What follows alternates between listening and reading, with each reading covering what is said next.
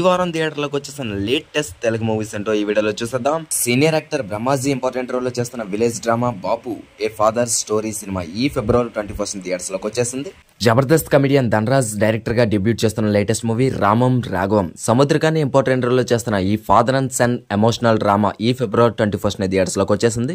అదిరే అభి important role లో చేస్తున్న horror drama the devil's child ఈ సినిమా కూడా ఈ ఫిబ్రవరి 21 థియేటర్స్ లోకి వచ్చేసింది. హారర్ అండ్ రెవెల్స్ థ్రిల్లర్ గా వచ్చిన శివాంగి భయపెడుతుంది సినిమా కూడా ఈ ఫిబ్రవరి 21 థియేటర్స్ లోకి వచ్చేసింది. డైరెక్టర్ గా పవర్ పాండి అండ్ రాయన్ సినిమాలతో మంచి సక్సెస్ సాధించిన ధనుష్ ఈసారి తన థర్డ్ వెంచర్ గా జాబిలమ్మ నీకు అంత కోపం అనే రొమాంటిక్ యూత్ ఎంటర్టైనర్ తో ఈ ఫిబ్రవరి 21 థియేటర్స్ లోకి వచ్చేస్తున్నాడు. లవ్ టుడే సినిమాతో తెలుగు ఆడియన్స్ లో మంచి క్రేజ్ సంపాదించుకున్న director come hero Pradeep Ranganath latest movie return of the dragon ఈ సినిమా కూడా ఈ ఫిబ్రవరి 21 థియేటర్స్ లో గ్రాండ్ గా రిలీజ్ అయిపోతుంది.